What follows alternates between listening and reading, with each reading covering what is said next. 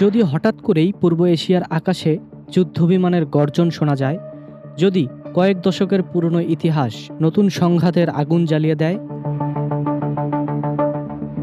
ঠিক এমনই এক শঙ্কার মধ্যেই এবার জাপানের বিরুদ্ধে সরাসরি সামরিক পদক্ষেপের হুঁশিয়ারি দিয়েছে উত্তর কোরিয়া।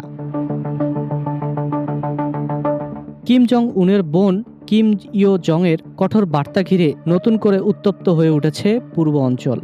প্রশ্ন হচ্ছে, এটি কি শুধুই কড়া ভাষার রাজনৈতিক সতর্কবার্তা, নাকি সামনে আরও বড় কোনো সংঘাতের ইঙ্গিত?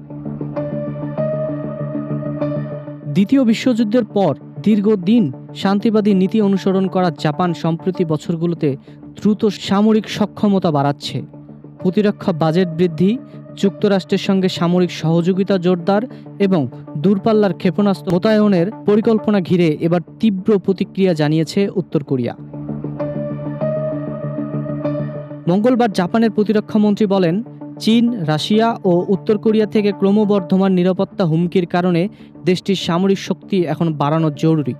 এই বক্তব্যের পরই উত্তর কোরিয়ার রাষ্ট্রীয় সংবাদ মাধ্যমে প্রকাশিত এক বিবৃতিতে কিম জং উনের বোন কিম ইয়ো জং জাপানকে কঠোর ভাষায় সতর্ক করেন। তিনি অভিযোগ করেন, দ্বিতীয় বিশ্বযুদ্ধের পরাজয়ের পরও জাপান আবারও একটি যুদ্ধবাজ রাষ্ট্রে পরিণত হওয়ার পথে এগোচ্ছে। তার দাবি, টোকিও এখন আগাম বা পূর্ব সতর্কতামূলক হামলার সক্ষমতা অর্জনের নীতি অনুসরণ করছে। আর এই সামরিক অগ্রগতি যদি উত্তর কোরিয়ার জন্য হুমকি হয়ে দাঁড়ায়, তাহলে পিয়ংইয়ং নীরব থাকবে না, বরং প্রয়োজনীয় সামরিক পদক্ষেপ নিতে প্রস্তুত থাকবে। উত্তর কোরিয়ার অভিযোগের পিছনে রয়েছে কয়েকটি সাম্প্রতিক ঘটনা। এর মধ্যে অন্যতম হল জাপানে প্রথমবারের মতো টমাহক দূরপল্লার ক্রুজ ক্ষেপণাস্ত্র পরীক্ষা, যা জাপানের প্রতিরক্ষা মন্ত্রণালয় নিশ্চিত করেছে। এছাড়াও গত মে মাসে ফিলিপাইনে যুক্তরাষ্ট্রের নেতৃত্বে অনুষ্ঠিত যৌথ সামরিক মহড়ায় জাপানের অংশগ্রহণকেও আঞ্চলিক উত্তেজনা বৃদ্ধির একটি কারণ হিসেবে দেখছে পিয়ংইয়ং। এই উত্তেজনার পিছনে রয়েছে দীর্ঘ ঐতিহাসিক প্রেক্ষাপটও। 1910 সাল থেকে 1945 সাল পর্যন্ত পুরো কোরীয় উপদ্বীপে জাপানের উপনিবেশিক শাসনের অধীনে ছিল। সেই সময় দখলদারিত্ব, নির্যাতন ও যুদ্ধ অপরাধের স্মৃতি এখনও উত্তর কোরিয়া ও দক্ষিণ কোরিয়ার রাজনৈতিক অবস্থান এবং পররাষ্ট্রনীতিতে গভীর প্রভাব ফেলেছে। এদিকে জাপানও নিজেদের নিরাপত্তা জোরদারের বড় পদক্ষেপ নিয়েছে।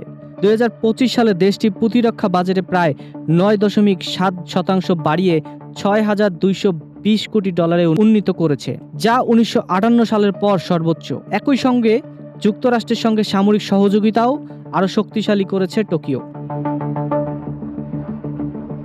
অন্যদিকে উত্তর কোরিয়ার প্রধান মিত্র চীনও জাপানের এই সামরিক সম্প্রসারণ নিয়ে উদ্বেগ প্রকাশ করেছে। বিশেষ করে তাইওয়ান ইস্যুতে জাপানের কঠোর অবস্থানের পর বেইজিং ও টোকিওর সম্পর্ক আরও উত্তপ্ত হয়েছে। এদিকে উত্তর কোরিয়া নিজেকে একটি পারমাণবিক শক্তিধর রাষ্ট্র হিসেবে প্রতিষ্ঠিত করার অবস্থান থেকে এক চুলও সরে আসেনি। 2019 সালে যুক্তরাষ্ট্রের সঙ্গে পারমাণবিক আলোচনা ভেঙে যাওয়ার পর থেকে দেশটি ধারাবাহিকভাবে নিজেদের সামরিক সক্ষমতা বাড়িয়ে চলছে। সব মিলিয়ে পূর্ব এশিয়ায় নতুন করে উত্তেজনার মাত্রা বাড়ছে। একদিকে জাপানের সামরিক শক্তি বৃদ্ধি, অন্যদিকে উত্তর কোরিয়ার সরাসরি সামরিক হুঁশিয়ারি। এই পরিস্থিতি শুধু দুই দেশের জন্যই নয়, বরং এশিয়া প্রশান্ত মহাসাগরীয় অঞ্চলের নিরাপত্তার জন্যও বড় উদ্বেগ। এখন নজর থাকবে কূটনৈতিক পরিস্থিতি শান্ত করতে পারে নাকি এই উত্তেজনা আরও বড় সংঘাতে রূপ নেয়।